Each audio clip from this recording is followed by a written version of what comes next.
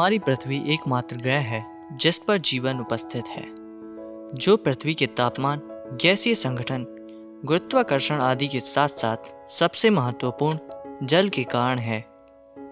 पृथ्वी की 71% सतह पानी से ढकी हुई है, लेकिन इसके बाद भी पानी पृथ्वी के आयतन का केवल 0.02% है। इसका मतलब 0.02% पृथ्वी ही पानी से बनी हुई है। पृथ्वी में उपस्थित जल का केवल 3.5% भाग ही पीने योग्य जल है। शेष 96.5% जल समुद्र में उपस्थित है, जो खारा होने के कारण पीने योग्य नहीं है।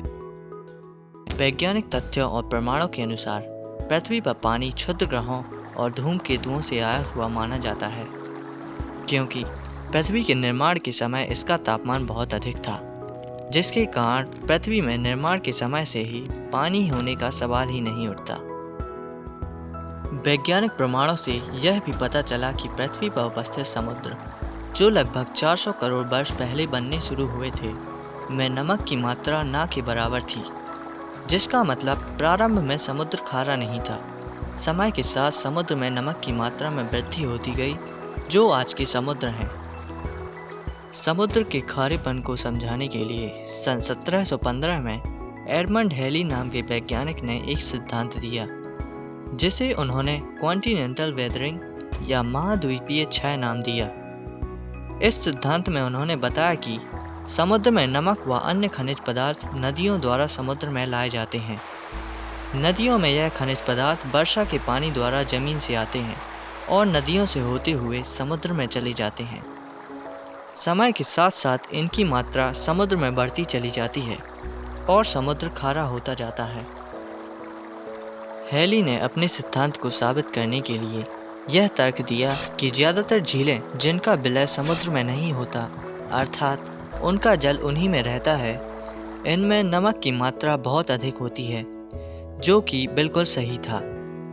इनके उदाहरण कैस्पियन सागर और मृत सागर हैं। डेड सी या मृत सागर एक खारे पानी की झील है, जो जॉर्डन और इजराइल के बीच में स्थित है।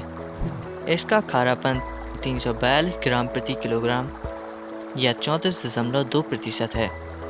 इसका मतलब इसके 1 किलोग्राम जल में 342 ग्राम केवल नमक है, जबकि समुद्र में नमक की मात्रा 3.5% या 35 ग्राम प्रति किलोग्राम होती है।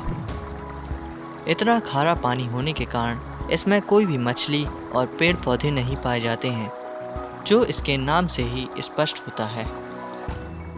हेली के द्वारा बताई गई प्रक्रिया सही तो थी, लेकिन नदी के अतिरिक्त समुद्र तल से भी सोडियम आयन के रूप में समुद्र में जाते हैं और नमक का दूसरा आयन क्लोराइड पृथ्वी की आंतरिक क्रियाओं जैसे ज्वालामुखी और हाइड्रोथर्मल वेंट्स से हाइड्रोक्लोरिक एसिड और अन्य गैसों के रूप में समुद्र में जाता है।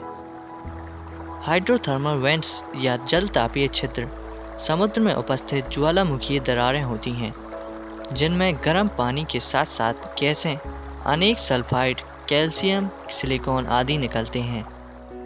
समुद्र में ये आयन आपस में मिलते हैं तथा सोडियम क्लोराइड, जिसे आम भाषा में नमक कहते हैं, का निर्माण करते हैं। जैसे जैसे समय बीतता जाता है, समुद्र में नमक बढ़ता जाता है और समुद्र खारा होता जाता है।